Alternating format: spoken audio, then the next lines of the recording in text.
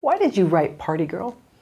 I wrote Party Girl when I was 4 years sober, and I realized the PR about recovery was so bad, and that if I had had any idea how fun and funny and joyful recovery would be, I wouldn't have had to go as low as I did.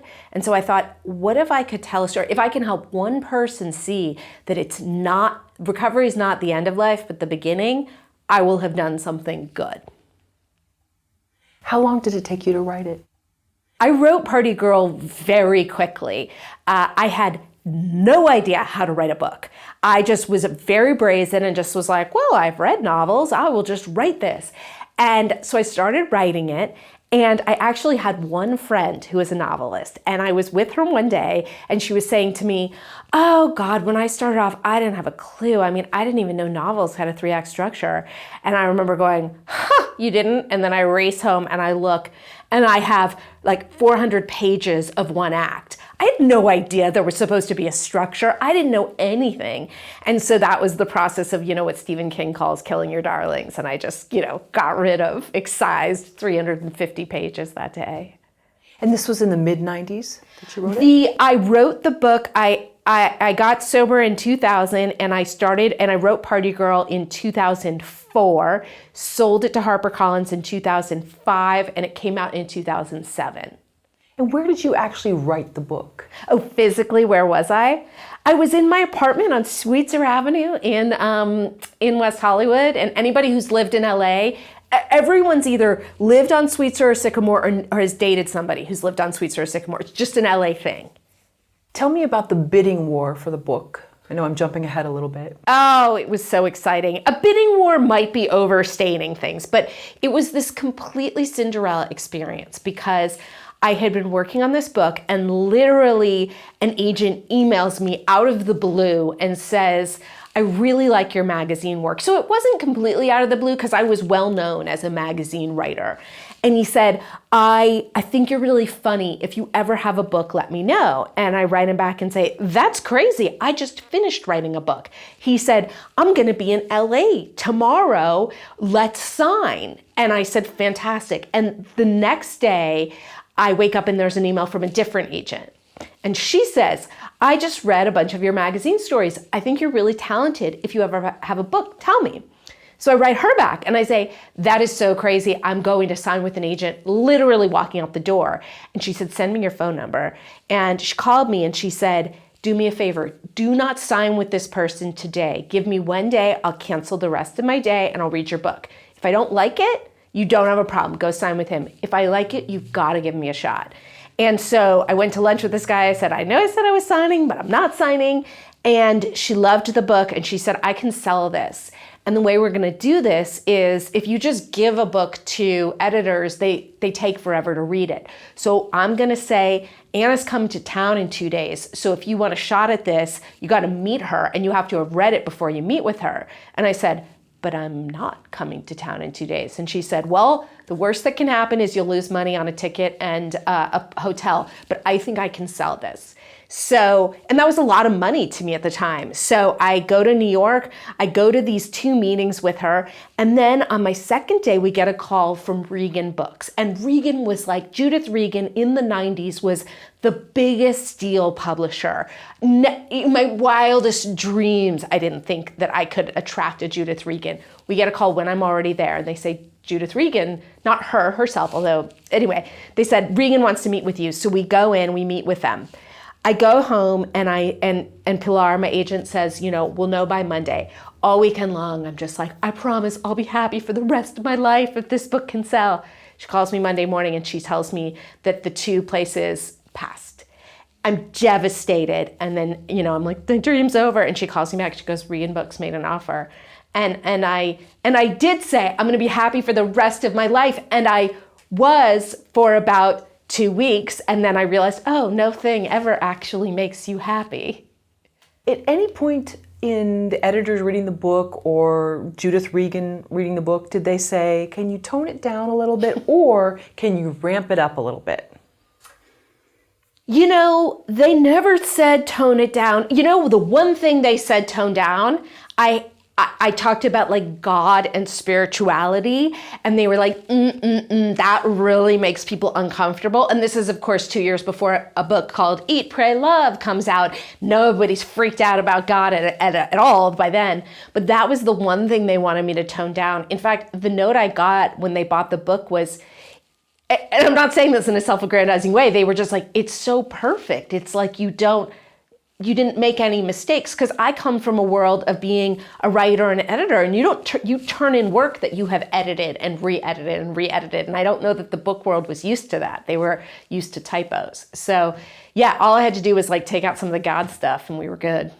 Is that because they thought that the some of the topics in it, maybe the salacious parts, wouldn't mix with the religion? I don't know. I think that there are certain words that freak people out, and God is one of them. And so I think that publishers, just like many people, just want to take the safest route. They want to not alienate people, not freak people out. Maybe they didn't think it went with all the like crazy sex and drugs and rock and roll stuff, but I just said, sure, whatever you want, you guys know. How soon after the book was published did you sell the movie rights? There was interest in the movie rights before the book came out, and I'm not entirely sure how it happened, but sort of knowledge about the book and its topic leaked out. So there was interest, between a publisher acquiring a book and releasing it, it's like a year or two. It just takes forever. So during that time, I live in Hollywood, I was hearing from people. So I signed with CAA. CAA was interested in representing the book. And so the actual story about what happened is I got this agent who couldn't have cared less.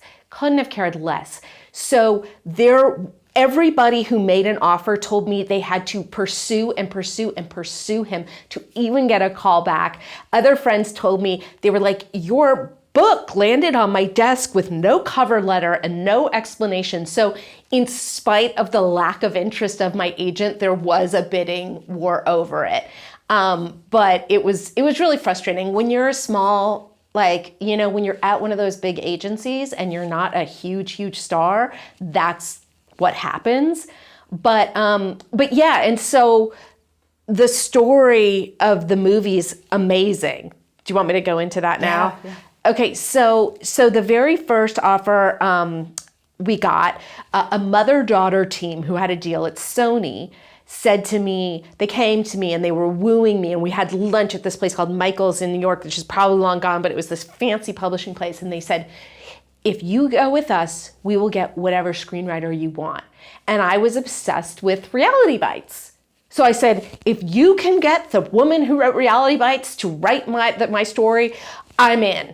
And they come back and they said, we got her. Her name's Helen Childress. She's excited. Here's your check. And they optioned it for $20,000, which to me now is a fortune, because now they don't really pay anything for options. But at the time, I didn't know anything. I was like, great.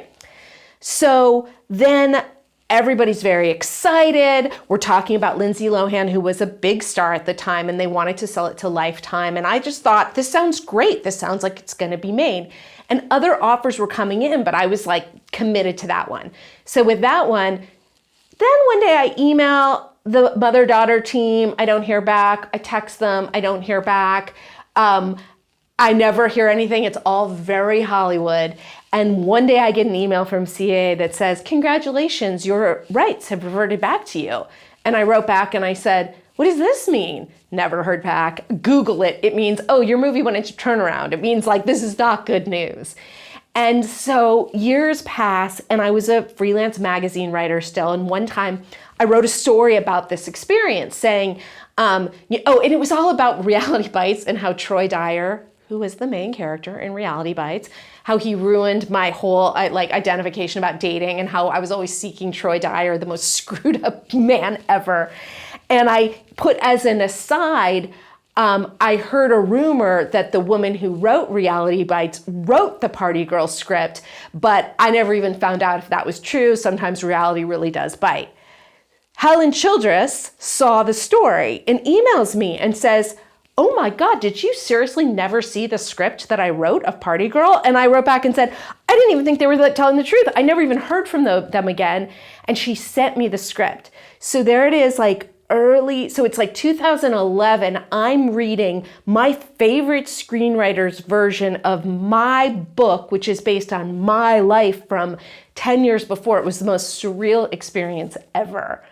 And I said to her, oh, let's get the movie going again. But once it's in turnaround, that's almost impossible. So do you think the lesson, though, among others, is that word gets out without you knowing how, and also no one tells you anything?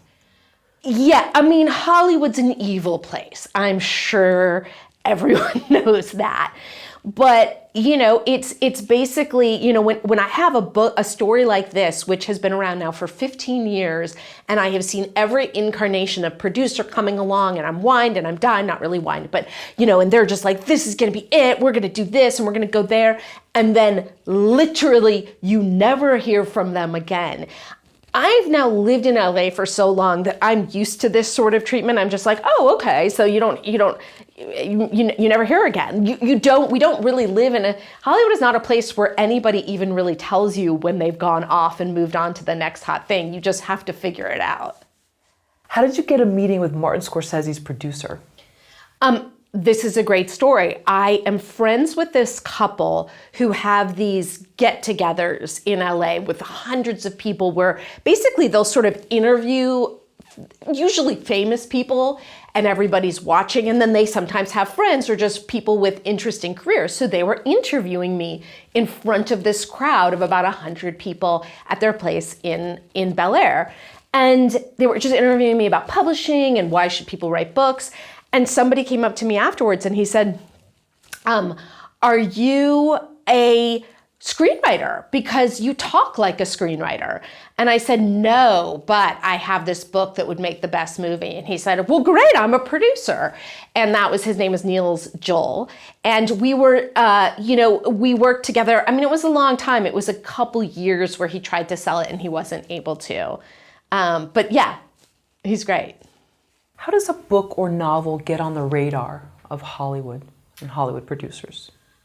It is, a book gets on the radar either because it sells like crazy, it doesn't sell like crazy, but gets a lot of buzz. Like Party Girl, it didn't sell that many copies, but a lot of people were talking about it, or because a book scout finds it. And I think with E.L. James and 50 Shades of Grey, it really opened up Hollywood to this idea that a book does not have to be traditionally published for it to make a movie. And then Andy Weir wrote The Martian. And then, so producers can't just look at what is on the New York Times bestseller list, what's in airport bookstores. They actually have to have a much wider swath of where they're looking to find the books. Why do you think Hollywood keeps buying the rights to your book but not making the movie? Hollywood loves to buy the rights to things and not make them. I think, it's probably 3% of the books that are optioned are actually made. And, I just think that everybody in Hollywood, there's somebody else that they're answering to, and most people are sort of coming from a place of fear and what just hit and what, and so they just want to have as many options as possible, literally book options as possible, knowing that they're only going to take a tiny fraction of them. And tie them up so that others can't Yeah. Get to it before they do. Okay. Yeah, that's interesting. When I, this is kind of interesting. When I used to do coverage, one of my first jobs, when I first moved to LA, so I would read screenplays and, you know, basically write book reports on them. And I remember there was this book that came out, and I read coverage on it, and I just thought, this is the worst book I have ever read. And I wrote coverage saying, this is the worst book I have ever read, this is why, blah, blah, blah. I get called into the office the next day, and my boss says to me, There was a bidding war over that book yesterday, and it sold for $3 million. Now, why are you saying what you said? And I said, because it's true. It's terrible. I later, many years later, became friends with the studio head who had made that, who bought it for $3 million. And he goes, oh yeah, that book was terrible. I had to keep it out of someone else's hands. So that's why we did it. So, there are all sorts of reasons that Hollywood digs into its deep pockets to buy things. How much money can an author expect to make on their first book? Let's say they have a publisher involved. Well, publishing has changed so much since when I got into it in 2005. Back then, I will tell you, I'm always very tacky and open about money. I got paid $50,000 for my first book from HarperCollins, and I was devastated because I knew all these people who were making, getting hundreds of thousands of dollars. This was actually almost at the same time that Hollywood was paying a lot of money for spec scripts too. Now I hear about advances that are $5,000 to $10,000. Publishing is an even more broken business than Hollywood.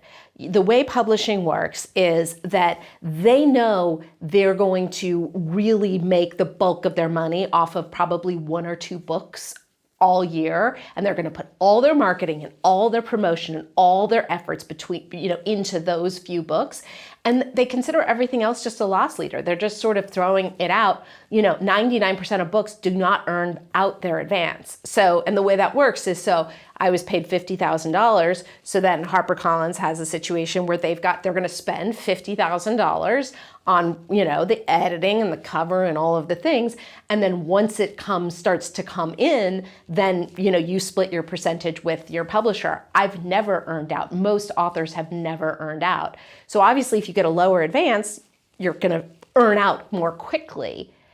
But basically, the way publishing works is there are these books that are, the 50 Shades of Grey, the Eat, Pray, Love, the Glennon Doyle books, whatever those are. And most of the population doesn't read. So for a book to hit, basically it has to hit a segment of the population that doesn't read, where people are going to be going to parties and someone will say, oh, did you read Eat, Pray, Love?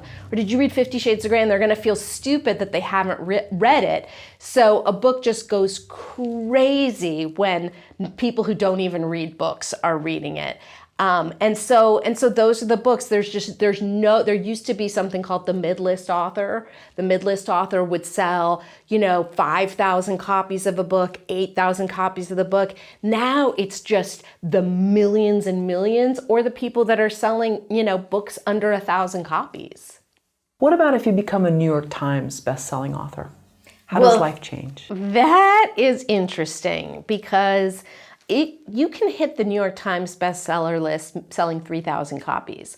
It all depends on what else is being released that week. And, the Bible has never hit the New York Times bestseller list because it's about the amount of sales in a particular week. And the New York Times list, as opposed to the Wall Street Journal list or the USA Today list, they admit that it is a sort of editorial decision. It's actually William Blatty, who wrote The Exorcist. His second book, Legion, he sued the New York Times because he said, this was only briefly on the list. I know how many copies it sold. It went to court, and the New York Times said in court, this is actually an editorial decision. So that is something that they admitted in court. So the big misconception is that if you hit the New York Times list, you're set for life. Not at all true. I know so many New York Times best-selling authors who are completely broke, and I know people who have self-published books that have sold 200 copies that are living large. So I was never more broke than when I was a New York Times best-selling author. Was that perception an eye-opener for you? I know you said that you thought once you sell these rights, once you get this book, life will be wonderful. I think that publishing inspires more delusions than Hugh Grant movies. People go into it. I was one of them. You go in and you have this book and everyone says to you, don't get your hopes up. This doesn't happen for very many people. And you're like, yeah. It's going to be different for me. And I experienced it, and I have now witnessed probably hundreds of people I know who have done the same thing. And I can tell when I'm talking to them, and I try to, give them my gentle love of like, no, this doesn't work. Don't compare yourself to the exception, compare yourself to the rule. And they just kind of give me this look of like, no, it'll be different for me. So I have never been someone whose life has changed overnight as a result of anything. I know that does happen to people, but I also know people who had crazy hits out of the gate. Their first book went crazy, and they spend the rest of their career living in like the glory of their past. I wouldn't want that either. I want my greatest success to be in front of me, not behind me. Right, I think it was Elizabeth Wurtzel, Prozac or Nation, and David Foster Wallace. Yeah, they had these hits right out of the gate. And I know other people who are still alive who that happened to as well. Right, and there's other things that come with it too, because I think then you're kind of always like sneered at in that world because you're the one that was the darling out of the gate, and I think that's a hard thing to live up to as well. I think it is. Yeah. I think it is. I mean, yeah. Right. But anyway, it's different. I know. I get it. It's going to be different for me. I understand. Yes. Right. It's always different. What if you self-publish? What is money like then?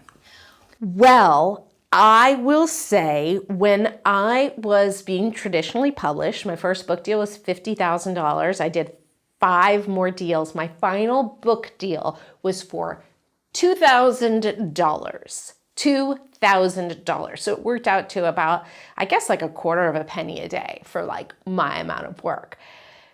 No money comes from book sales. Like I will say this until I'm like blue in the face. So self-publishing, yes, you can make more money from book sales because your percentage is going to be higher, but never look at it as the book sales. I'm obsessed with like, what is the back end? So I write books now that bring attention to my company. They add to my credibility as a publisher, as an author, as all of these things.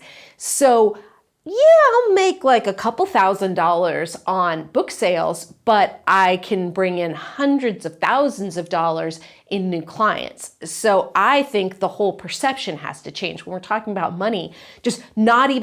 I wanted to start a podcast called like Screw Book Sales. Like it's not about the book sales. It's about, there's no better credibility builder. There's no better business card. There's no better way to say, I am an expert than to publish a book. So why would you do that? Be one of the world's experts and have everyone want to hire you and be worried about counting the pennies on the book sales. It just doesn't make sense. When you talked about Bill Blatty or William Blatty, with The Exorcist, and then he had several other books, I believe, and you said there was this lawsuit. Back then, was it more what people expect, and it's drastically changed now? Well, publishing, just Jeff Bezos changed publishing. When self-publishing went from like your creepy uncle's book that was like the garage was filled with this book he was always passing out at family reunions, that was self-publishing. When Amazon changed and they created KDP, where anybody could actually go in and publish a book, it changed everything. I mean, self-publishing isn't new. Stephen King has self-published. Jane Austen self-published. It's not new, but the way it can be done now, the level at which it can be done, it's indistinguishable from a traditionally published New York Times best-selling book. So the problem with that is that people go, great. I mean, we could in the next 10 minutes publish a book on Amazon. That doesn't mean it's going to be good. But so the distinction now isn't between what's traditionally published and what's self-published, but what's published at the highest level and what isn't published at the highest level. What are the different ways that an author is paid? So you mean with traditional or just in general? Or self, yeah.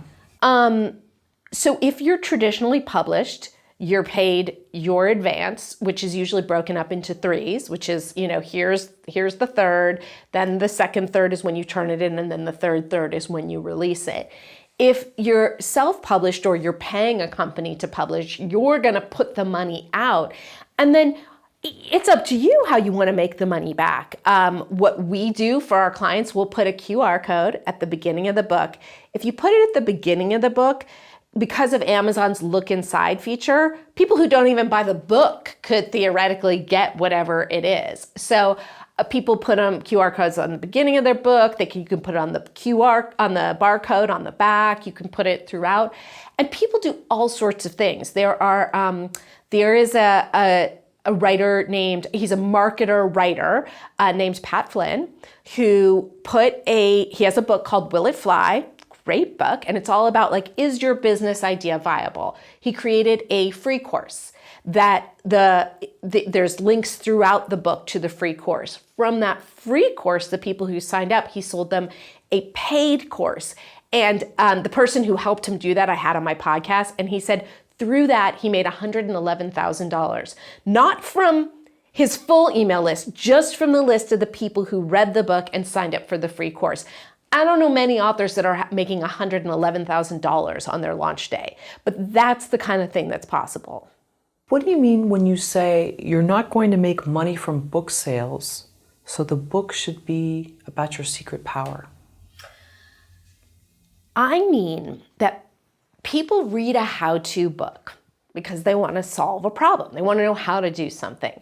And so a book should show somebody who wants to know how to do something, how they can do it. But it can at the same time show how much more complicated the thing is to do than they might have thought. So somebody who could afford to would then want to pay somebody to do it for them. And who better to pay than the person who wrote the book on the topic?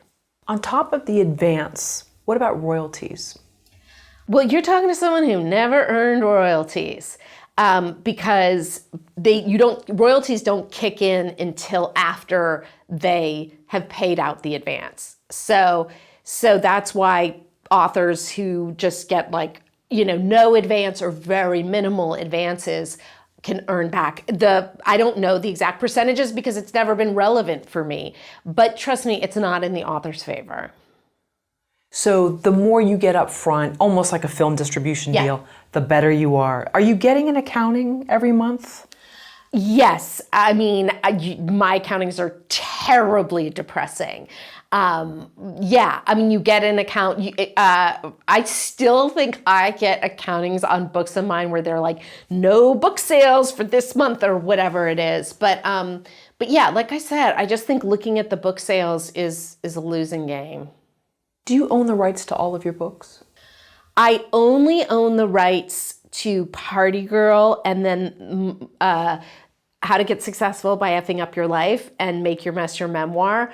I sold the rights to 5 of my books to Harper and then 1 to Simon & Schuster. With Party Girl, I was able to get the rights back, which was an incredible thing.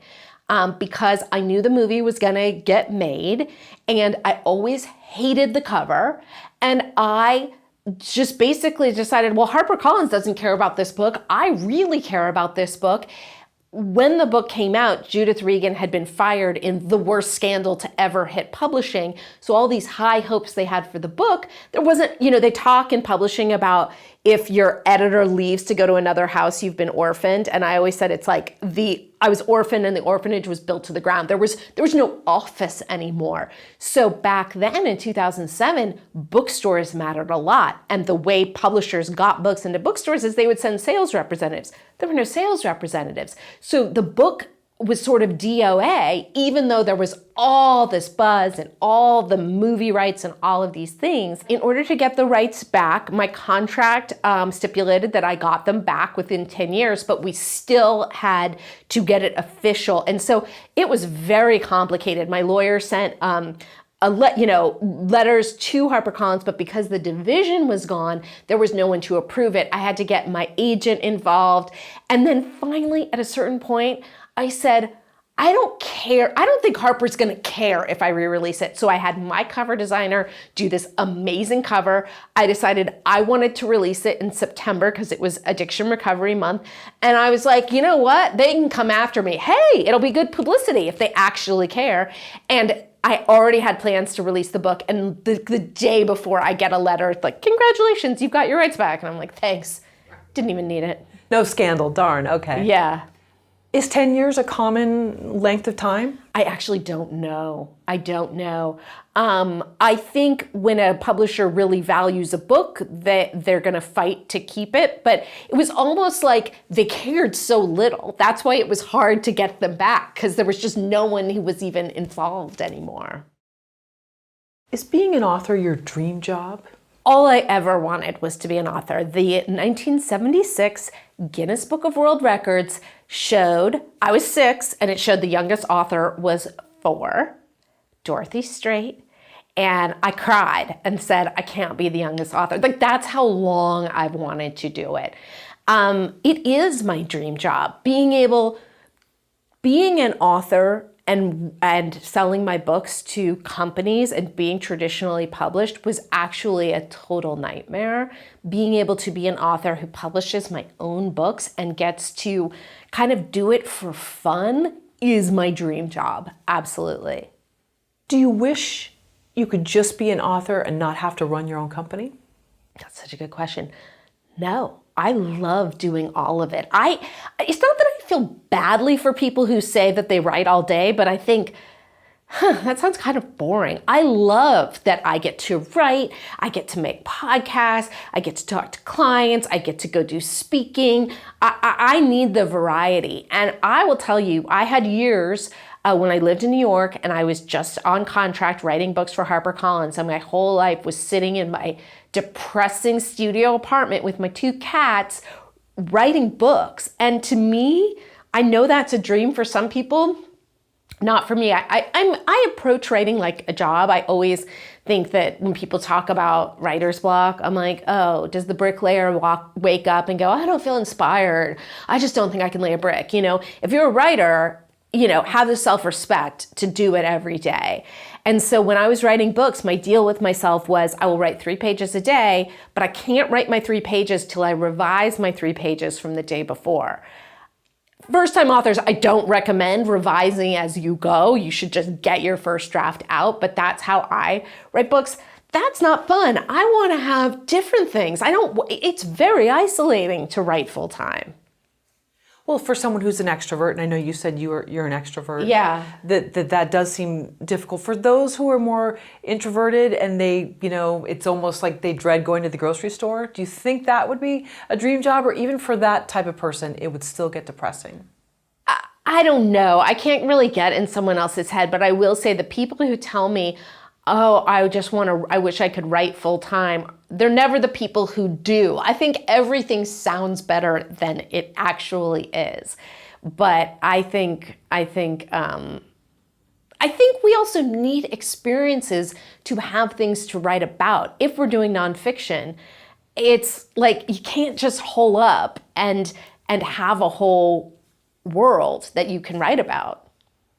That's a great point. And so when you are busy doing other things, you're getting material. Yeah, great material. If someone came to you and said, all I want to do is be an author, that's all I want to do, what would you tell them? Oh, it happens to me every day. I say, great, what's your business? And they say, oh, I don't have a business. I just want to be an author.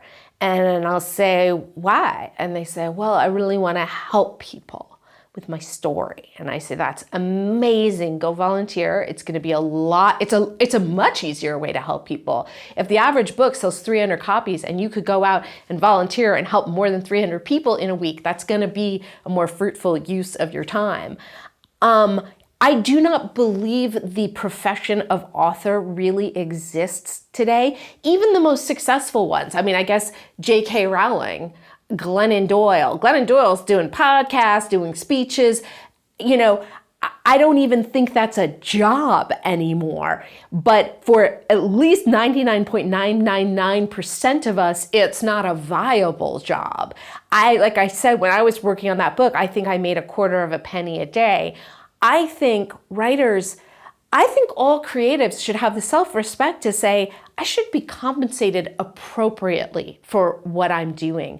I will have people who say, they maybe don't say this to me, but they sort of think it's crass the way I talk about, oh, you need to have a business. And it's like, what I'm actually saying is you should be paid for your work. You shouldn't be doing it for and begging for pennies. You should find a way to be able to live a wonderful life while also being creative.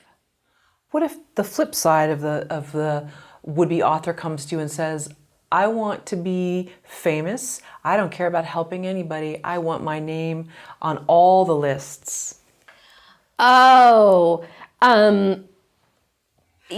I think to be effective and successful as an author and to have it really mean anything, you kind of got to have that combination of having something that really matters to you and a desire to share it. I don't think there's anything wrong with wanting to be out there sharing a message. I think we live in the most magical time. We live in a terrible time in so many ways, and yet we live in the most magical time in terms of there are no gatekeepers anymore.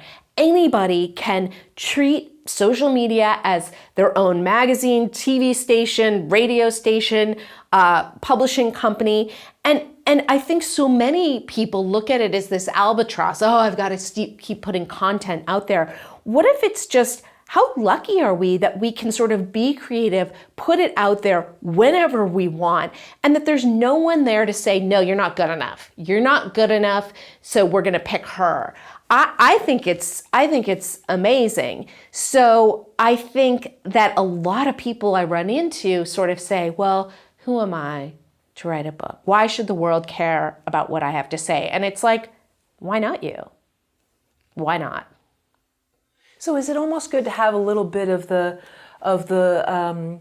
bravado, sort of just shameless self-promotion mixed with some type of, for lack of a better term, message?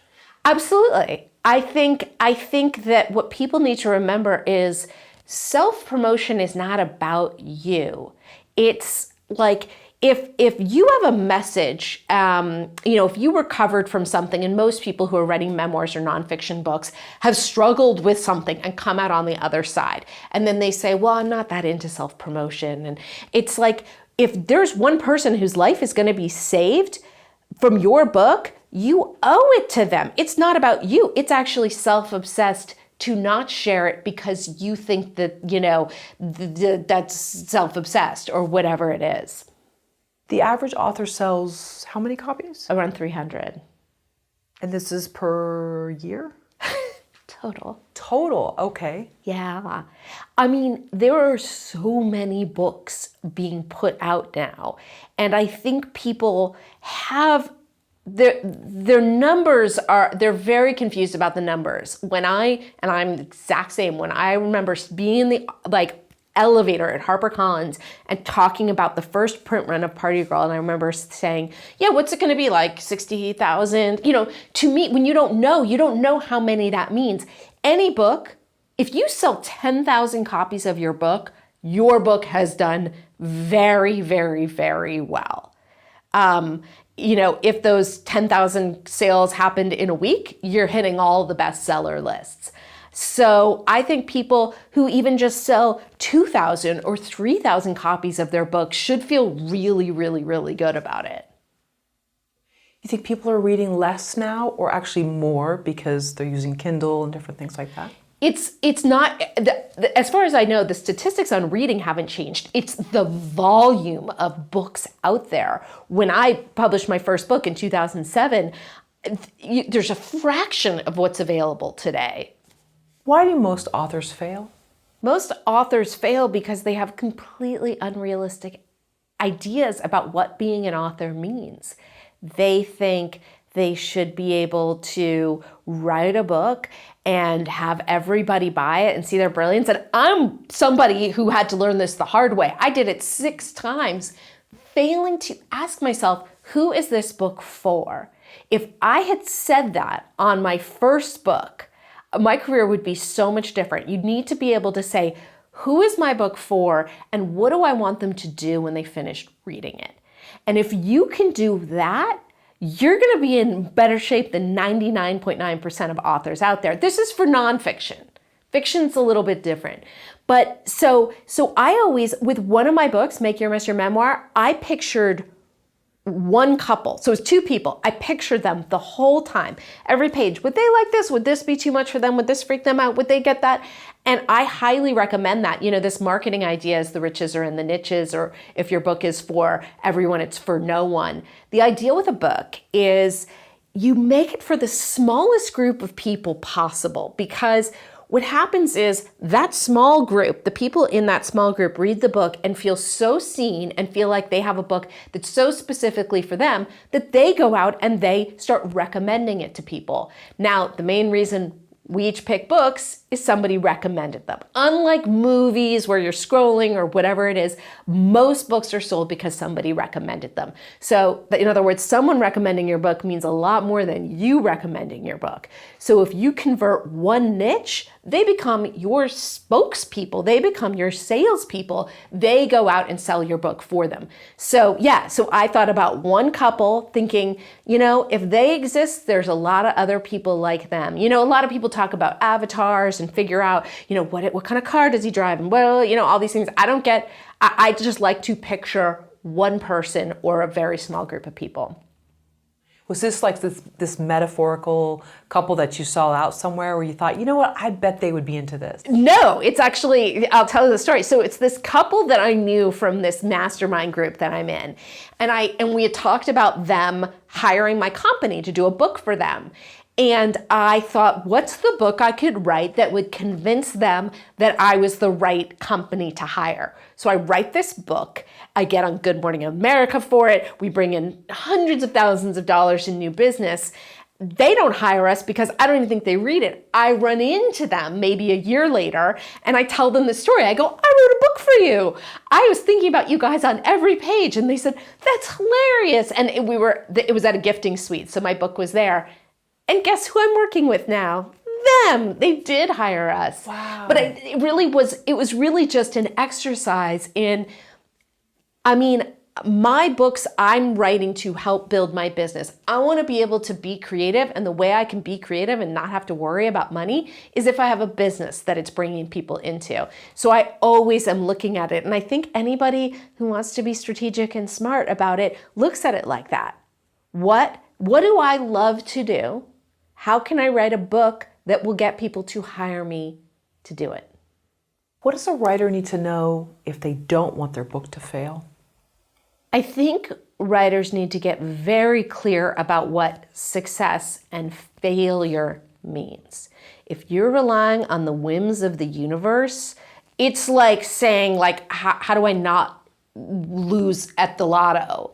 You can't control what other people are going to do.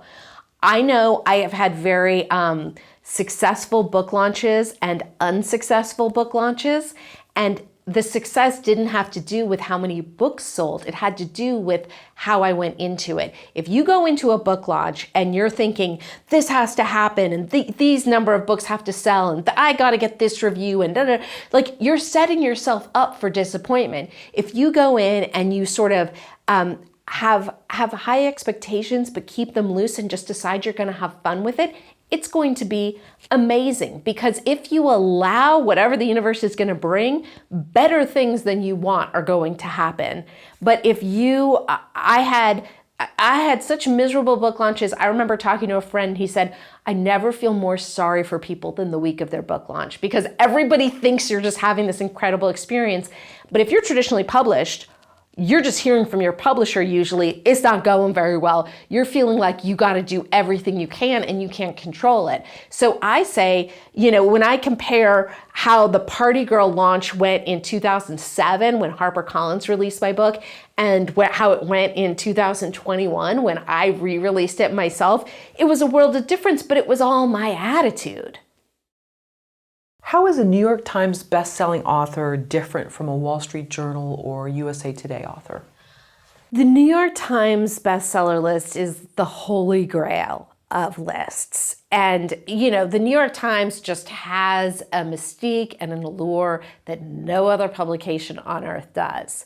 The Wall Street Journal and USA Today lists are strictly by the numbers, whereas the New York Times list, yes, they're looking at sales numbers, but they're also, they've been open about the fact that it is an editorial decision. A lot of people try to game these lists. And there were companies that were allegedly for $200,000 could get you on the New York Times bestseller list. There was a scandal a few years ago. A book called Handbook for Mortals came out, and it was a YA book, and no one had ever heard of it. No one had ever heard of the author, and it hit on the New York Times list above The Hate U Give, which was a YA book that everybody was obsessed with. And people said, "What is this book? How come I've never heard of it?" Twitter got involved, and they uncovered this thing that the way they had gotten onto the New York Times list is they had figured out which bookstores were New York Times reporting bookstores. So it's sort of like a Nielsen family. Some stores report to the list, and you have to have sales. You can't go and buy 10,000 copies on Amazon. It has to be a little bit of sales everywhere. Ever since the Handbook for Mortals scandal, the New York Times started putting a little dagger, which basically says, yeah, they made the list, but we're not totally sure. It's like it's basically putting it into question, but they still will put it on the list. A lot of people don't even know what the dagger means. Wall Street Journal and USA Today, strictly by the numbers. If I self-publish my book, is there any way I can become a New York Times best-selling author with that book? You absolutely can become a New York Times best-selling author with a self-published book. It doesn't happen very often, but it absolutely can happen. When someone comes to you and says, "My goal is to become a New York Times best-selling author," what is your answer? If somebody says my goal is to become a New York Times best-selling author, I often will tell them it's like walking in to buy a lotto ticket and saying, my goal is to be the jackpot winner. That's awesome. I think that's everybody's goal when they play the lotto, but it doesn't mean it's a very realistic goal. I'm a big fan of those things you can control. Therefore, I would rather have 100 people read one of my books and have those 100 people incredibly affected by it, have them want to hire me or my company, than have 100,000 people who aren't really going to care. I think it is about the quality of the reader and the impact the writer is going to have on them, and not about the numbers. What are the biggest misconceptions people have about being a New York Times best-selling author?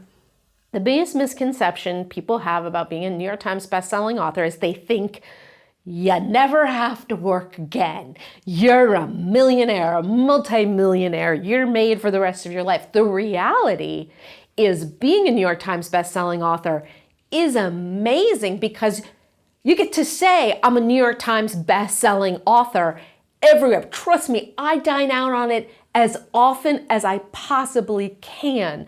But it doesn't really mean anything beyond the fact that you can say it. I know somebody who had a #1 New York Times best-selling book, not just on the list, #1 on the list for week after week after week, who is completely broke. So it doesn't mean you're set for life. It just means you've accomplished something that many, many people want to accomplish, and you should brag about it for the rest of your life. Can you tell us how you did it? How did you become a New York Times bestselling author? Well, so my book that hit the list was not Party Girl. People always, I'll tell you, they think it is, and sometimes I don't even correct them. I'm like, yeah. It's a book that I wrote for an actor, and we co-wrote it, but he actually never read the book. And it was, what happened is this, I met this actor. He said, I want to write a book. I said, I know an agent who sells celebrity memoirs. And I called him up and I said, could you sell this book? And he said, absolutely. And it can be a New York Times bestseller.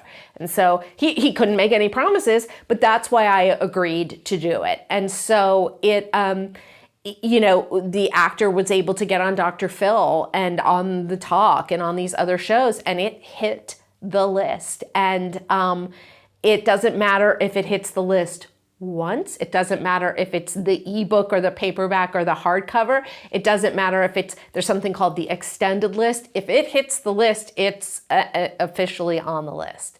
So how I did it is basically I partnered with somebody that I didn't want to partner with because I knew that would be the result, or I hoped that would be the result and that it would all be worth it. A memoir has a much better chance, I guess, of getting a publishing deal and of hitting this mark, or no? I hear all sorts of things. I don't know I think they have separate lists. So when I originally wrote Party Girl, I sat there in the office with Regan Books and they said to me, why didn't you write a memoir? And it was the week that James Fry was getting brought down on Oprah. He had written this recovery book and it turns out he had made things up. And it was it happened to be the week that I was meeting with Regan Books about Party Girl. And I thought, well, you can't really be funny in a memoir. You can't really make fun of yourself. You can, but it's a lot harder to. In retrospect, I do wish I had done a memoir because there's all these lists of these are the best, addiction memoirs and all of these things. Nobody ever says here's a list of the most useful and best addiction novels. That's not really a thing. When the book came out, they called it, what did Harper came up with? They called it reality fiction, which is also now called autofiction, where it's kind of fiction. It's a roman à clef. It's based on your real life, but then there's a lot of fictional elements to it. Can you be a successful author and never write a New York Times bestseller? 1,000%. A successful author to me is someone who publishes a book they're proud of that helps people. And to me, it doesn't mean a certain number of sales. It means that it's done at the highest level. And it doesn't even have to mean a certain length. There are successful books that are 100 pages. I don't think you should go any shorter than that. But there are horrible books that are on the New York Times bestseller list. Unreadable books. So there is not, it doesn't mean it's a success, even if it's on a list, to me. Do you remember the first memoir you read where you said, I want to do this? Yeah, I read a book called Permanent Midnight by Jerry Stahl in the late 90s. And I thought, this is funny. This is dark, but this is funny. Then I didn't really think I could do it. Then I read this book called Going Down by this novelist named Jennifer Bell. And it's a novel, and it's so funny. And I later became friends with her, and she blurbed one of my later books. But I don't know if I thought, I was just I wish I could do this. This is so funny.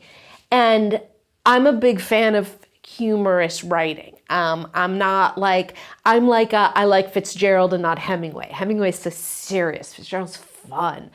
Fun, but dark. That's what I like. But I will tell you, the way I actually wrote a book is I was sitting in my old boss's office. It was a magazine that he worked at. And I looked on the shelf and I saw a book written by a girl we all knew. And I picked it up and I said, what's this? And he said, oh, it's so-and-so's book. And I looked and it had real pages and a real cover and a real publisher. And I thought, if she can do it, I know I can. And that's when I sat down and started writing. How much money can you make as a New York Times bestselling author? I will tell you, I've never been more broke than when I was a New York Times bestselling author. That book, I had gotten an advance of, I think it was $75,000, but it took years of my life between very unpleasant years, between the writing, the editing, the putting it out. And the way I look at it is there are businesses where one client could pay you $75,000, $100,000, more than that. So why worry about how much you can make from an advance or book sales when you can show how well you know how to do something and have somebody hired to do that? If it's a traditionally published book, that's a lot harder to do, because a traditional publisher, they're interested in bringing people to their publishing company. They put their website in the book. If you're independently or self-published or hybrid publishing, you get to put your website. You get to put a QR code that brings people to your newsletter list.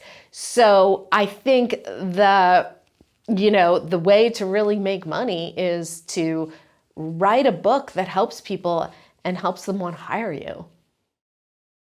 What are your thoughts on someone writing a novel before they write the screenplay? I think Hollywood is obsessed with IP, intellectual property. And I think that it makes it a lot easier if you can have a book and also have a screenplay. That's going to put you so far ahead of the game. Do you think someone who's a novelist can actually write their own screenplay? I don't think every novelist should write their own screenplay. My experience, when Party Girl first came out, one of the first people who wanted it was Melanie Griffith, the actress Melanie Griffith. And she contacted me and said, I want to make this. And she was then married to Antonio Banderas. And she said, will you come meet with us? And I went to their house and I met with them. And it was so magical. And I sat there with them. And I remember somebody who worked in the house came in and said, it's Mr. Katzenberg on the line. And so he left and Melanie goes, tell Jeffrey about Party Girl. And I'm like, I'm sure he doesn't care. Melanie wanted me to write the screenplay. She said, this is your story. Let's have you write it. And I sat down and I had no idea what to do. Many years passed and then the pandemic hit. My boyfriend happens to not just be a screenwriter, but a structural genius. And he said to me, you absolutely could write this screenplay. You just need the structure. I actually had tried to write scripts in the past, and I did actually even get paid to do one, but I really didn't know what I was doing. Once he mapped out the structure for me, I just was able to write it. I thought I was just doing it for fun, keep me busy during a pandemic. I ended up having some friends read the screenplay. My friend Jeff Garland from Curb Your Enthusiasm, and then my friend Rebecca De Mornay, who's an actress, we did a Zoom reading. And I heard, again, it was just kind of for fun, and I heard them, and this was good, and everybody was laughing. And both of them said to me afterwards, this script works. And that's actually the one that's getting made. So it took me 15 years to end the right structure to realize how to do it. There are definitely different skill sets, but there are definitely people who are able to write the book and the script. And what is your definition of IP? That's a great question. I think IP is a book, a podcast, a YouTube show, an article, anything that is the property of somebody else that somebody could option and then make into a movie or a TV show. Why is it important for a writer to own their own IP? It's important for a writer to own their own IP because writers don't have a lot of power.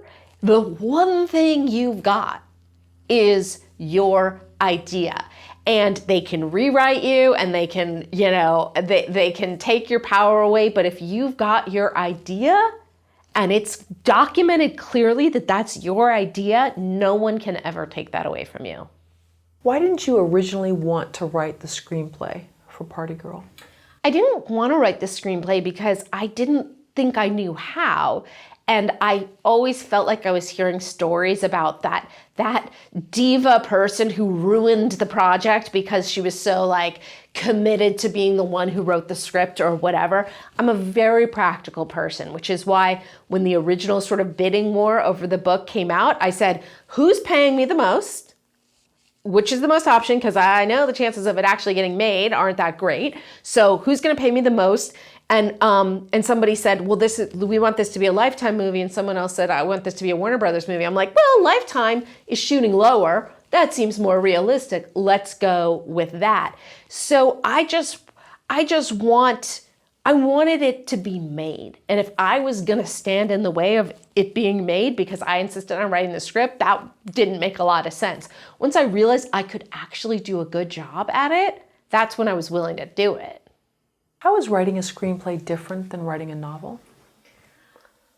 I think writing a screenplay, if you have the structure, it can really write itself once you've got the structure down. When you're writing a novel, obviously there are many more words on the page, but there are many more nuances, descriptions, character development. I think it is I think more people believe they can write screenplays and try than people think they can write novels and try. I think if you're going to try to write a novel, you're probably going to succeed and it's going to be pretty good. There are a lot of really terrible scripts out there. Is it because maybe there's so much, thinking and different things that you're writing into the novel where you can't really portray that within the, sort of the screenplay format? You've got a more, it's difficult. Yeah, I think this is like, if we're talking about the same thing, I think with movies, I think aspiring authors are probably going to be readers who read a lot of books, as opposed to aspiring screenwriters who are probably people who like movies who maybe don't have any history or experience with writing. So it's very easy to kind of be like, oh, Star Wars, here's my, space movie idea. Whereas that wouldn't last very long if you were trying to do that as a book. It would fall apart pretty quickly, I think. What if a novelist doesn't have a skill set to adapt their screenplay?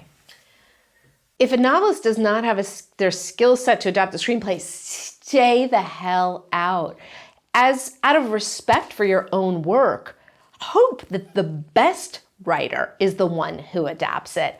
That being said, I know of stories where a writer is such a big writer that they are given that opportunity, and get somebody who really knows what they're doing to supervise. I mean, you're after the best version of your book, not getting in the Writers Guild or having the glory of your name as a screenwriter.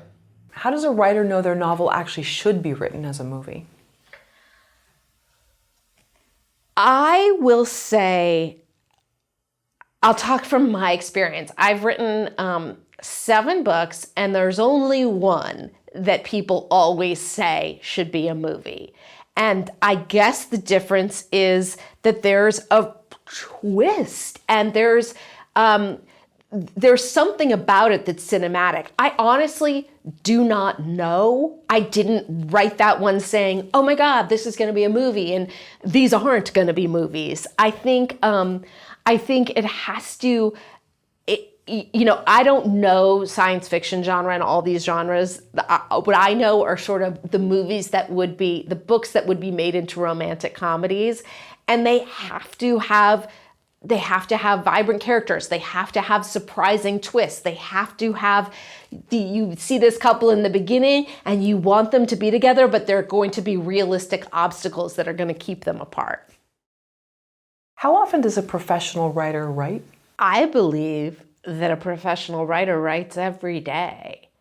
I believe that it is one of those skills. It's sort of like the Malcolm Gladwell 10,000 hour theory, that you're not going to excel at something and be able to call yourself that unless you do it all day, every day, and have for a decade or so. It kind of kills me. I meet people all the time who say, everyone tells me I'm a great writer. And I say, great, do you write every day? Well, no. I mean, people don't really get that it's like, it's like going into a gym and lifting weights one day and saying, everybody tells me I'm so good at lifting weights. Well, if you don't do it every day, how good are you going to be? What if someone's a content writer for their job, let's say, and so they think that because I'm great at writing copy or writing stuff for, a brand, that then I can write my own story? It should be no problem. I do think that if you have experience as a copywriter, as a content writer, as long as you're putting words together every day, you're going to be in much better shape than someone who isn't any kind of a writer. But it is a totally different skill set. I think, it's about words and language and psychology. I find actually copywriters are very interesting to me because the work is about, I became a writer because I'm fascinated with words and psychology. Copywriters are all about what's going to get someone to press buy, what's going to get someone to have a response. So I actually think that's better training than a lot of other writing.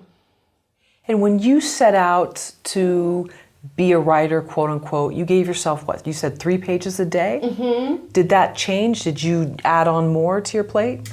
No, I was always pretty committed to the 3 pages after rewriting the 3 pages from the day before, because that's the thing that can take hours and hours and hours. I'm one of these writers who I may over edit. It's very easy to get very caught up in like, let me just make this perfect. Let me just make this perfect. And it's sort of like perfect is the enemy of done. And, perfectionism is actually just fear wearing a disguise. It's never gonna be perfect. And when I meet people who say, I've been working on my book for 7 years, I'm like, oh God, you might be better off starting again. Well, what was her name? Susan. She wrote Quiet, The Power of Introverts. Susan Cain, yeah. She did 7 years, but she admits that she enjoyed the process so much because she's an introvert and it was all part of who she was. So. Right. But most people are not Susan Cain. Right, okay. What should a writer know before writing their book? A writer needs to know why they're writing the book. I wrote a lot of books without knowing my why, and it convinced me that I didn't like writing anymore because I had such bad experiences with it. My second book, what happened is I had written a story for Details magazine about high-class hookers in LA. And I had been given this assignment. The editor said, go do it. I'm giving you months. Go infiltrate this whole seedy underworld. I said, great. I went and did it. And I uncovered crazy things. And I had I had disk drives of things, of people in prison. I had lists of famous people. I had the craziest things. And then my editor was fired, and another editor came in, and he said to me, literally, we just need this to be a story about how rich men get off.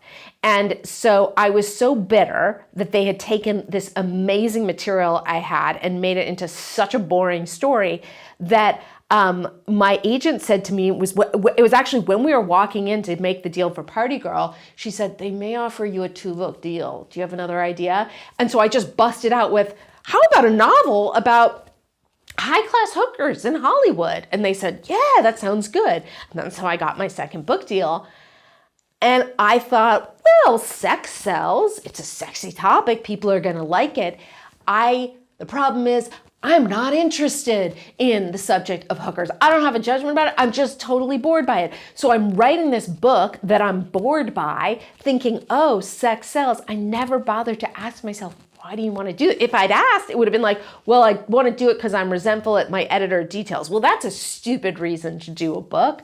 So every author needs to say, what is your why? Why you, why this book, and why now? And if you can answer those questions and you know what you want your reader to do as soon as they finish writing it, then you should write your book. And of all of your books, which was the strongest why for you? Party Girl. Party Girl was, okay. Yeah, it was absolutely, yeah. Because you felt so connected to the material, because it was basically you, but you were sort of embellishing or tying together stories. Right. Yeah, Party Girl was very much my story, but it had a real intention behind it. And I wrote it before I knew about publishers and book deals and Goodreads reviewers and nasty comments and book sales and all the things that were going to sort of sadly poison the experience. It was just written from such a pure heart. Where does the process of writing a book begin for you? The process of writing a book for me today begins with saying, what am I interested in that people actually want to know about?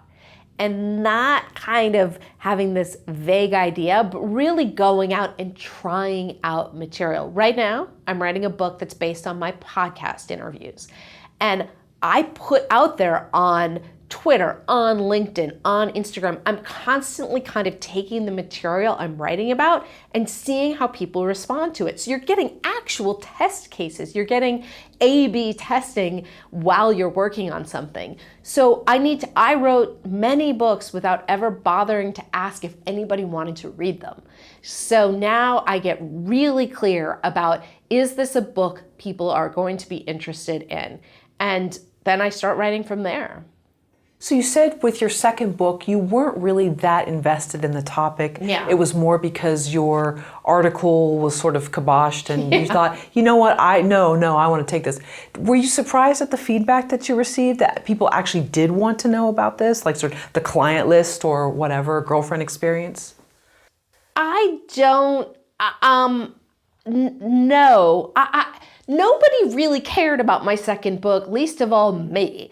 I turned that book in and I hated it. And then a month later, I said, can I have it back? I want to rewrite it from page 1. And my editor said, I don't think you need to. I think it's pretty good. And I said, no, I want to rewrite it. And I rewrote it and I rewrote it and I still hated it. And honestly, when I get emails from people who tell me they love it, I have no respect for them because I hate the book so much.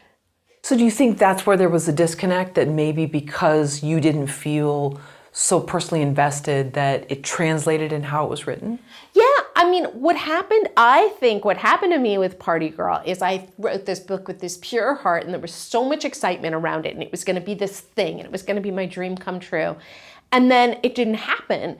And so I forgot about the pure heart. I thought, well, okay, I got to be more strategic. What will sell? What do people care about? And I used to make a really big mistake in my career, which is if somebody asked me to talk about something, I took that as a sign that I should. I became like a sex, dating, and relationship expert despite having no interest in it because somebody offered me the opportunity to do it. So my third book was about reality shows because at that point I was being asked to go on TV and talk about reality shows. I didn't have a strong affinity for reality shows. I didn't really care, but it was like I was taking what was showing up as ideas about what I should do. And I really, if I have any regrets, it's that I didn't just stop back and go, hey, do you care about reality shows? No. Okay, next. Pass. Another opportunity will come along. Which is your favorite part of the writing process? That's such a good question. I used to love the very end, not because you were reaching the end, but because I'm not an outliner.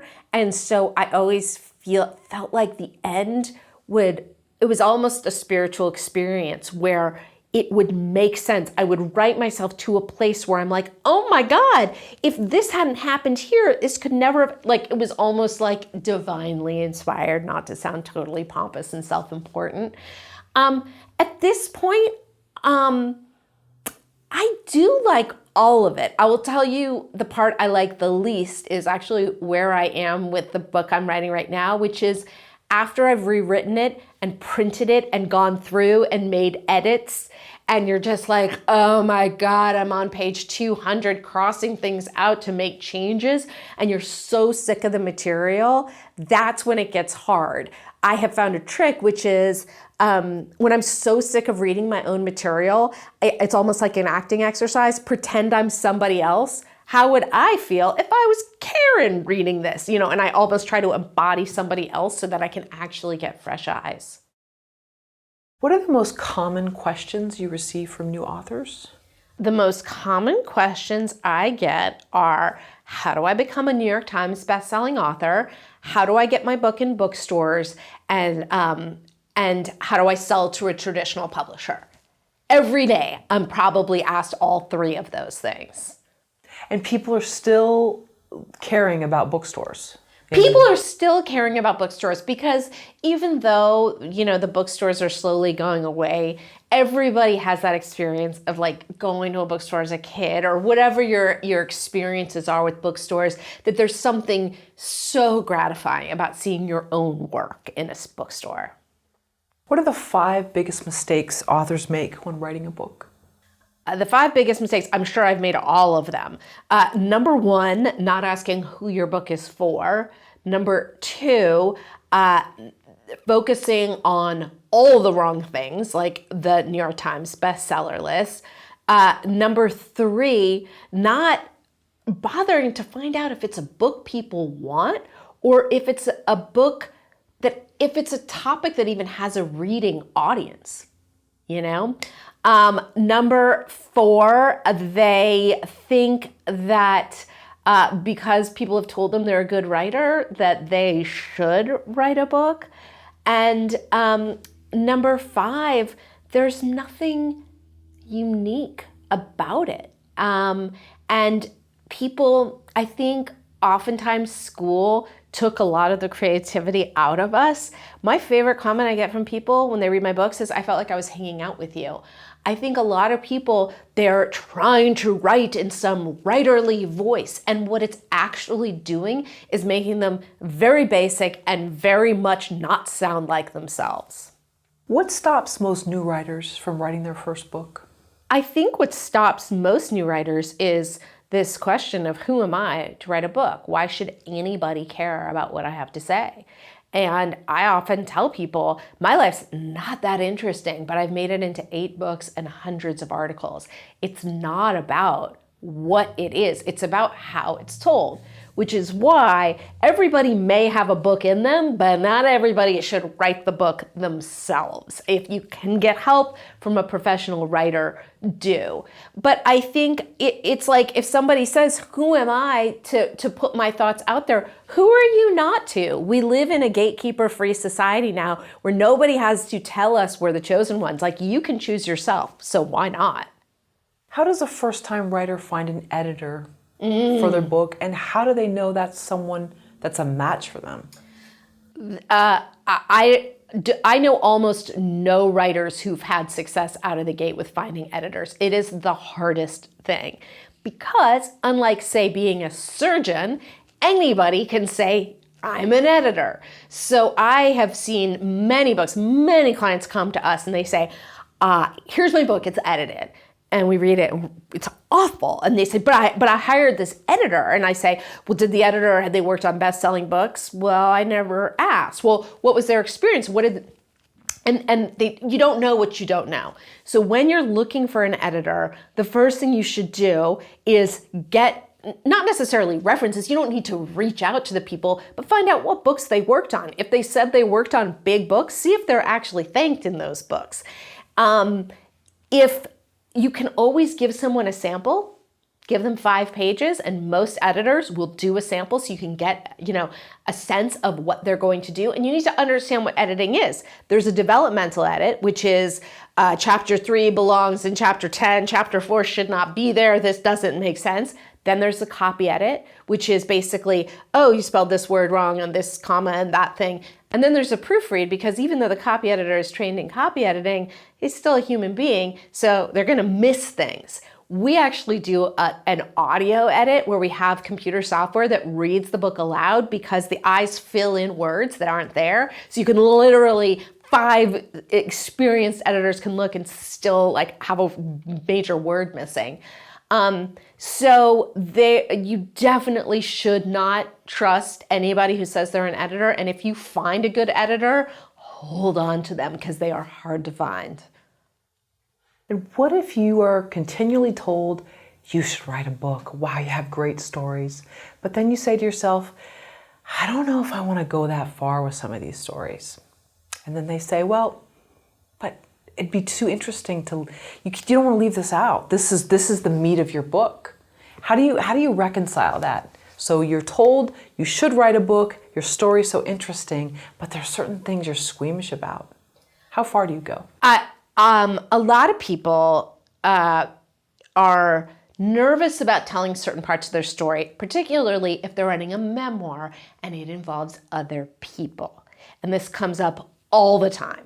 And people will say to me, oh, I'm going to write under a pen name because I don't want, I think it really, really clear. A lot of us are constricted because our stories involve other people, and those other people may not want those stories out there or whatever it is. I think only do what you're comfortable with. I have absolutely left things out because in the end, if the people are still alive, I don't think it's a good idea to put it out there. But, the nice thing about the world that we live in today with the way publishing works, you can put it out there. And if you go, you know what, I actually wish, I feel more comfortable now. Now people are thinking of me as a writer. I want to take that back and add more. Remove it from Amazon, remove it from Ingram. You can redo it and re-upload it, and all the new copies will be that way. I mean, that's one of the glories of not being traditionally published. You can change your book at any time. What is a bizmoir? So my book, Make Your Mess Your Memoir, I wanted to write a book about how to write, but I didn't feel like I had a full book in me. And I thought, I can't just tell people what to do for 300 pages. That's so boring. And I'm somebody who, a lot of business books that I read, I get a lot out of them, but I find them kind of boring. And then there are memoirs I read where I'm riveted by every page, but I leave without any takeaways or anything to really do. So I thought, what if I could combine them both? Tell my story, that's the memoir part, and then have 4 chapters that are the business part. Here's how you can tell your own memoir. And so I coined the term bizmoir. It hasn't really taken off yet, but maybe after this video it will. Why is nonfiction or memoir more attractive to publishers than fiction? I actually don't know that that's true. I don't, honestly, I don't know what mainstream publishers want. Mainstream publishers want what they already know is going to sell. So it's not like, if J.K. Rowling has a new fiction, that's very interesting. It's a business like anything else. So I don't know that nonfiction is more attractive to them than fiction, but they just want what's successful. If no one reads your book, you've written a journal? Yeah, I stole that line from my friend Richard. It's a good one. It's my same friend who said he feels so sorry for people the week of their book release. I think that without an audience, how audacious is it for you to think people are going to read your book? I was that audacious. I just thought, well, it's out there. Obviously, people are going to care. And the reality is you've got to spend time nurturing, finding your audience, making them aware of you, making sure they care about what your topic is, and then you actually write something that that people want to read. And if you are reticent to go put yourself out there, again, cool. That just means your book may be a journal. It may be a book no one reads. If you want people to read it, you better be putting yourself out there, not just once, but over and over and over again, telling them about it. Why do you say TV appearances don't sell books? TV does not sell books because, let's say, somebody on my podcast just said this to me the other day. Let's say someone has an exercise book and they go on the Today Show and they go, this is how you're supposed to be doing sit-ups and pull-ups. Somebody watching that is like, oh, cool. Why do they need the book? The person just explained how to do it. A person has to hear about your book between 8 and 15 times before they buy it. So if you're on the Today Show, that's a really big deal. That's 1 out of 8 or 15 times. As opposed to a podcast where you are in someone's ear. Maybe they're lying in bed, maybe they're walking, you are there with them. It's a really, really intimate medium. And people, if you're watching the Today Show, it's just sort of this passive thing, it's on. Podcast, you had an active desire to listen to that. You are either so invested in that host that you really trust what the host says, or you were searching and you want to learn how to do something. So the statistics on how much better authors can sell books on podcasts over books are ridiculous. How important are pre-sales? In the traditional publishing world, pre-sales used to be so important because it determined what bookstores were going to order. Now that bookstores aren't that important, they're less important. Here's why it matters. The way it works is, let's say your book is coming out in a month and you're telling people now, every single book sale that happens between now and that first week counts towards your first week sales. So if you're trying to make the New York Times list, and you can sell 10,000 copies between your pre-order time and the launch, that's great. For most people, it doesn't matter at all. I am a big fan of like the stealth launch, where you actually don't tell people the date until the book is out, because most of our book sales happen on Amazon, for better or worse. And the Amazon algorithm really favors new books. It really gives a lot of juice to new books. And the way it starts to work is, if your book, you want people to buy your book that are already interested in your topic, so that Amazon starts doing what they call the also bots. So it'll say customers who bought this also bought this, this, this, and this. So that launch week book sales matter to me a lot more than pre-sales. What can an author do to boost first week sales? The best thing you can do to boost first week sales is be everywhere. But first week matters so much less than first month or first year. I think a lot of people think, oh my God, it has to be this great success out of the gate, because that's what for traditional publishing, if your book doesn't sell that first week, they're done. They're moving on. When we're not dealing with that, your book is there for the rest of your life. And the tragedy I see is people work really hard on their books and then they pay attention to it for a week and then they move on to the next. That book is there for the rest of your life. So I say, yeah, try to be everywhere all at once first week, but then try to layer promotion. If you have podcast interviews, see if one can come out week 2, another one week 3. If you have people supporting you by sending out newsletter lists, and Amazon likes that a lot.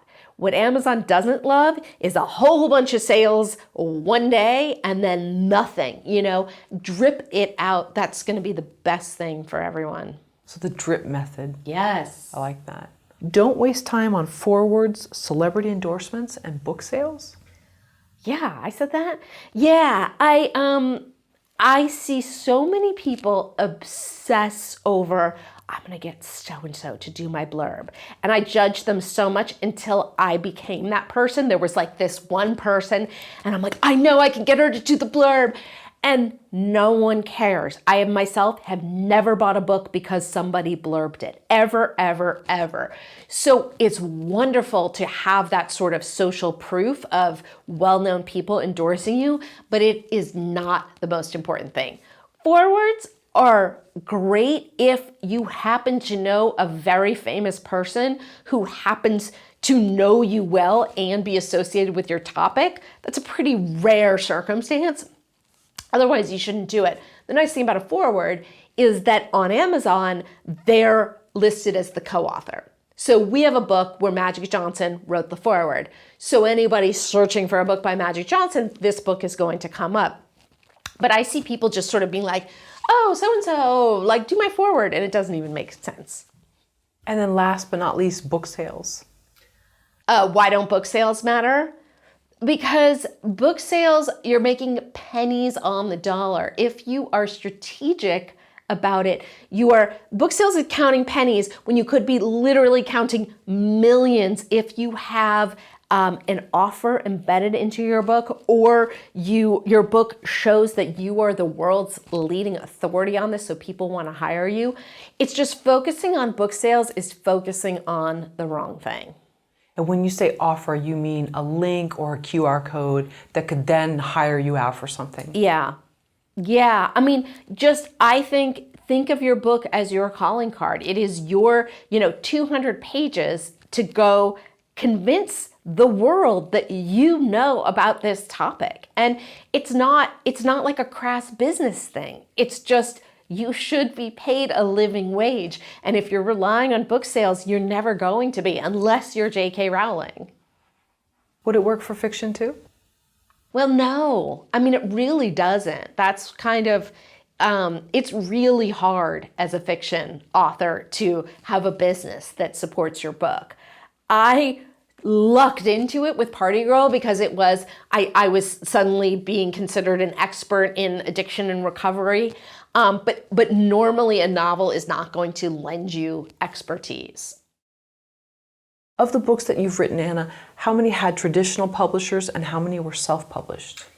6 were traditionally published, and then I've done between 2 and 5. I never know what to count as a book when I put out a journal 2 weeks ago. Like, does that count? But I did 6 traditionally published, and the rest I published myself. Is it worth it to self-publish? 1,000%. It is, you need experts, you need help. Everybody, Malcolm Gladwell has an editor. You need an editor. You need a book designer. You need help doing the launch. Or maybe you're just really good at research and you can figure out. I have met people who have done exquisite launches without having any experience. But most people are going to need help. How realistic is it for most writers to land a traditional publishing deal? It's really, really hard to get a traditional publishing deal now. When I first got in, it was very different. Now the statistic that I hear is 2 out of every 10,000 book proposals submitted to Big 5 publishers sell. Those are agent represented. If publishers are not interested, alas, in talent and unique ideas and amazing stories, and it's not because they're terrible people. They're interested in what's going to sell, which is why the people with all the following, the people with the big newsletter lists, the celebrities, that's who gets deals now. It's really not for that diamond in the rough great idea. Should it be a badge of honor to have rejection letters? The whole, I'm going to paper my wall, my bathroom with all my rejection letters, and that just shows like I'm going to keep going. Is that really a badge of honor? I'm not a fan of gatekeepers. My life got so good when I stopped putting myself out there to say like, hey, am I good enough? I take rejection really hard. If other people don't and they want to keep going, that being said, the people I know who are successful are just the ones who got up over and over and over again. Success as a writer, success as any sort of creative, I actually don't think it's about talent. It's about tenacity. It's about being willing to, being able to take getting knocked down and getting back up again. But I'd much rather live in a world without gatekeepers where I can just make it happen. What should a new author expect from their publisher? Very little. I think that we all go into a traditional publishing deal thinking that our publisher is really behind us. And I always liken it to, you're a filmmaker and you're writing and directing and starring, producing, and a studio gives you all this money. And you go and you make your movie and they're like, yes, this is so awesome. This is going so great. And then it's the release day and no one from the studio calls you back. And you're like, but I don't understand. You gave me money. We were in this together. And then it's just like, bzzz. That's what it's like when you publish a book. You think, because they've been with you the whole time. You think they're in it with you. And again, if you're Glennon Doyle, you're J.K. Rowling, I'm sure they are. With the rest of us, you just are sort of like jumping off the diving board alone. So we all heard that going in and thought it would be different. But even I've interviewed Robert Greene, like one of the most successful writers of all time. He's like, your publisher does nothing for you. Given a choice, would you rather self-publish or have a publishing deal? I would rather publish myself over a publishing deal any day. Because I have had books come out where I hated the cover, I hated the title, I hated sections of it, and I was basically giving away all my power for absolutely nothing in return. That being said, I mean, like, I haven't had a big publisher come along and say, here's $1 million to write whatever book you want. It hasn't happened. I haven't been put to the test, but I feel pretty safe saying I will never traditionally publish again. Okay, so that being said, what are the disadvantages of self-publishing? The disadvantage of self-publishing is if you don't have people around you who know what they're doing, you're basically going to put out a lesser product. It's not going to be written well. It's not going to be edited well. It's not going to have a great cover. It's not going to have all the things. But if you want to hire people to do professionals to do all of that stuff, it's going to look the same as a traditionally published book. The other thing is, these publishers have so many different divisions. Nobody knows, like, Enliven is a division of HarperCollins. Like, no, if you make up a name of a publishing company, nobody knows that that's a big one or yours. Okay, so suppose me, Karen, wants to write a book. Okay, I'm going to start my own LLC as a publishing company. Is that correct? Yeah, you actually, I'm not a lawyer, but Sure. I don't know that you actually need an LLC. You can just make up a name. You go to a website called myidentifiers.com, which is Bowker. They give out all the ISBN numbers. So you basically go, I think it's $100, you buy an ISBN and you fill in the name of the publisher, and that's what's going to go out. A lot of people screw that up and it'll say like Create Space or KDP or independently published. You can name it after your cat and make that your publishing company, and that's what's going to come up. Okay, so yeah, again, check with your attorney, but we don't know LLC or not, but you can go and get you said it's an ISBN? Yeah. Okay. International Standard Book Number. And then you can just fill in a name that you make up, make sure that someone else doesn't already have that name. Do they run a check? I don't even know. Oh, okay. I don't know. Okay. And then there you go. You're now a publisher. Yeah. And now you need your book. Yeah. So is that the first step? I think ISBN comes down the line. The first step is have your elevator pitch. And I actually do have, you can go to bookelevatorpitch.com and I'll give you this template. It's my book is for blank so that they can blank. And that is your step. Fill that out, print it, put it on your wall, put it everywhere. Remember, like, your book is not about you. It's about them, your reader. So never forget that. Why is it important for an author to realize no one cares about their book? It's important because as the author, you have to make your book fit into what's going on in the world. It's not news to anyone when a book comes out. So, if you're trying to get on mainstream media, which, while it doesn't sell books, is really awesome promotion and social proof and all of those things, instead of going, hey, news show, my book is out, think, how does this fit into the news? When I had my book, Make Your Mess Your Memoir, come out July of 2020, global pandemic, a book on writing is not news to anybody. So it was up to me to say, how do I make this news? So I looked up statistics about depression are at an all-time high. The numbers are terrible. Then I looked up, does writing help with depression? Found numerous studies that said it. I wrote a press release and I said, this is the news, the depression statistics are terrible, writing helps with depression. This author, Anna David, is available to speak about it. And I got that to Good Morning America, and from that I got a 4-minute segment on Good Morning America. There was nothing in my book about writing helps heal depression, but it didn't matter.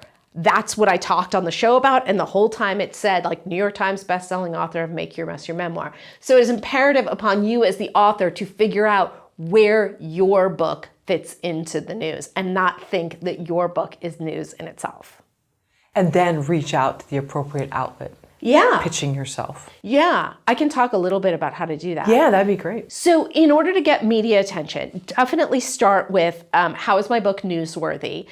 Try to find studies, try to find statistics, try to find bookers. If you put in Good Morning America Booker, a bunch of people's LinkedIns are going to come up. Their information is readily accessible. There are websites like Muckrack, Sissy, and Hunter.io. You can find them on LinkedIn. There are ways to find out people's email addresses. The other thing you can do is subscribe to HARO, which is short for Help a Reporter Out, and they send out 3 emails a day, and it's everybody from like your mom's blog to the New York Times. They are looking for sources, and they'll say, I'm looking for sources to speak about depression, about addiction, about movies, about writing, whatever it is. They send out 3 emails a day, look through the emails, and when something comes up that is relevant for your topic, you are an expert. If you're writing a book on a topic, you're an expert. So reach out to that journalist with the pitch on why you should be in that story. Those are the 2 best ways to get media attention.